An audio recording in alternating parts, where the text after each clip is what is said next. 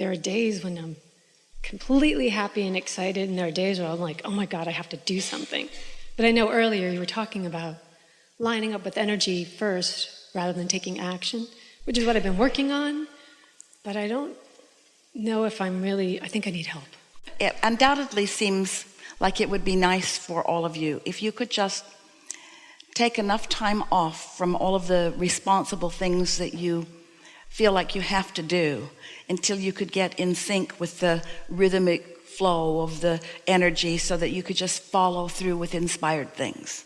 And we also know that it doesn't feel to you that you need to do that because your children might starve before you come into alignment or. And so we know that you are in an interesting position because you really have to carry on while you are, maybe, if you want to, modifying your perspective to be more thought rather than action, more emotion rather than action, and more inspired action rather than contrived or controlled action. Mm-hmm.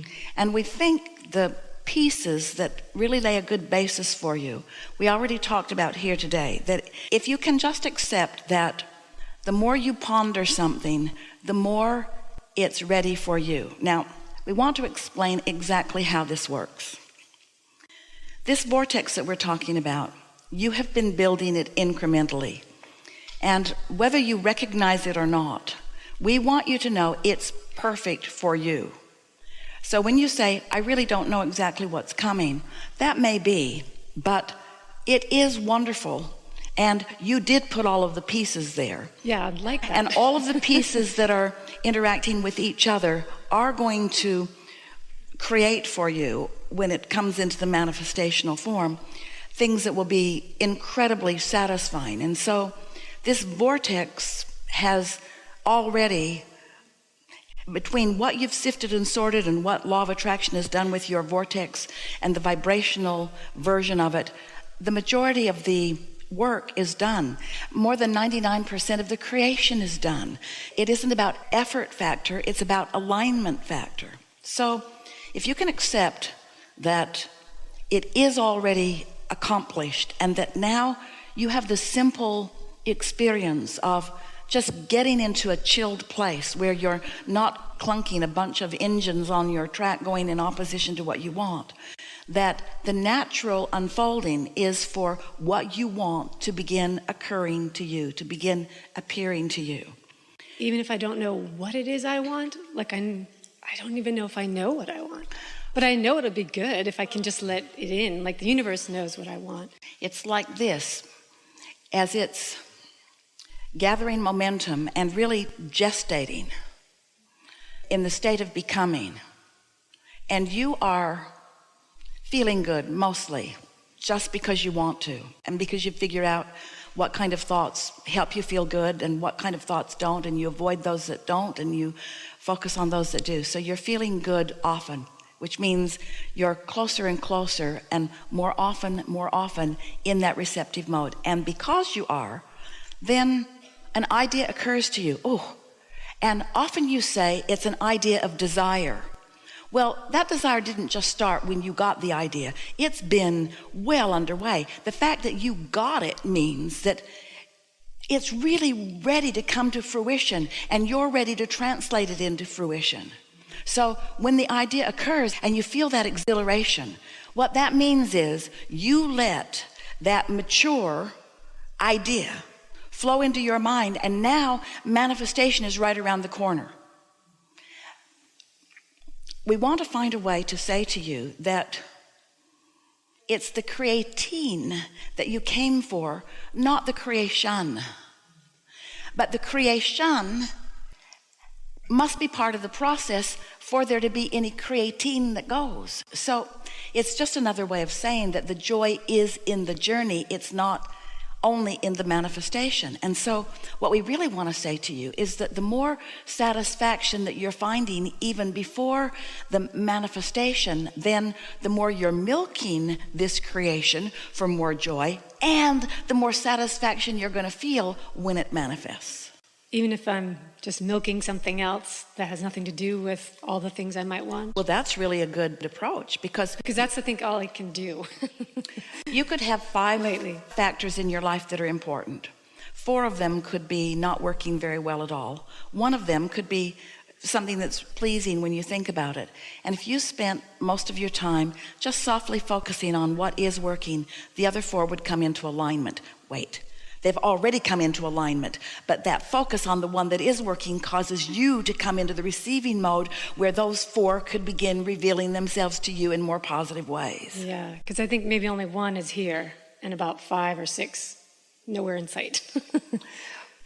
But I don't feel bad about that, but I feel maybe I'm not. We want to go back and revisit for a moment the analogy of Esther and her lions and horses, because so many of our physical friends really believe that it's the accomplishing of the manifestation that is necessary for feeling good.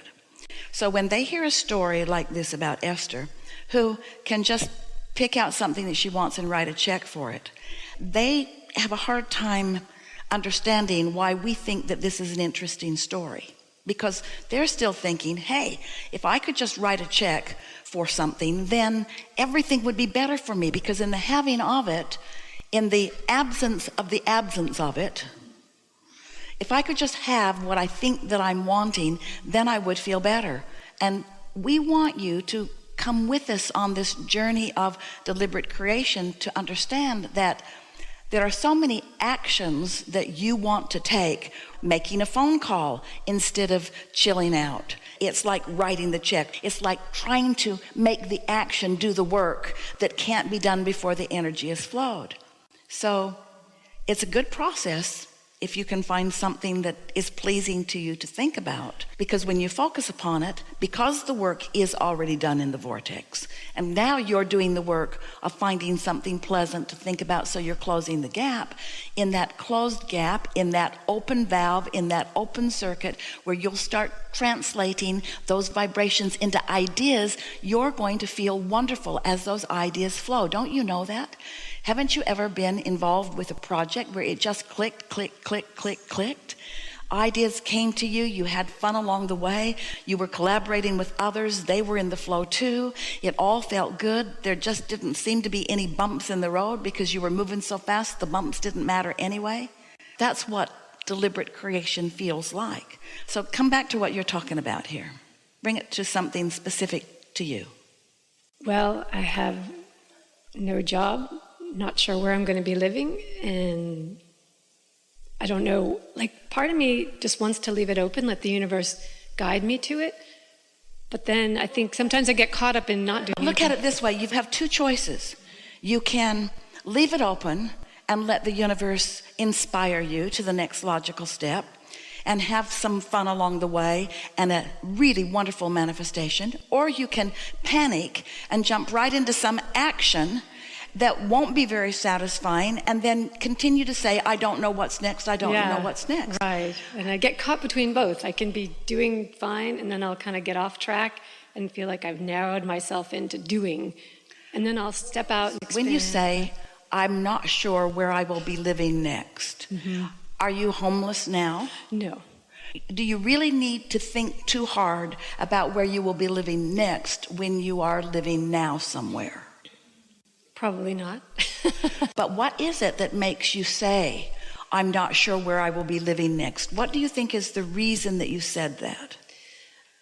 Because I'm not completely satisfied with where I'm living now. Correct. So I know there's something more coming. Yeah. I just don't know where it is. Yeah, exactly. So I can give you a little trick here. Okay. When you think about what you want and why you want it, you almost always get into the receiving mode. When you think about what you want and where it's going to be, when it's going to be, who it's going to be with, then doesn't work out. Then you're not in the receiving mode. Yeah. So when you think about where you want to be and why you want to be there, why is that? What is it you want and why do you want it relative to a place to live? I'd like 4 seasons instead of maybe 1. Like San Antonio only has kind of 1, so that I would like.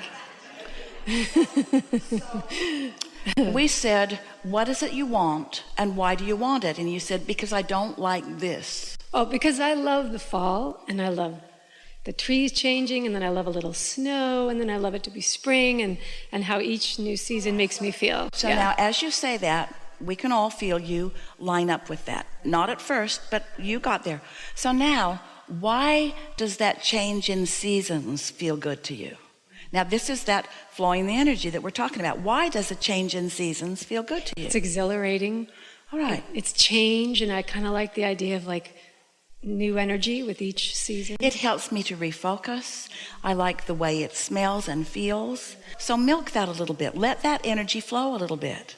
You see, if it is true, and it is, that the energy flowing is the precursor to the manifestations occurring to you, then can you see how when you talk about what and why, rather than what you want and why you don't want that, and what you want and why you don't want that, and what you want and why you don't want that. So as you just get that energy flowing, so I will always be looking for a place to be happy. How's that for a good feeling statement? And there are lots of places and lots of reasons that I'm happy in lots of places. There's no resistance in any of this. And I really prefer an environment that inspires me to feel differently at different times.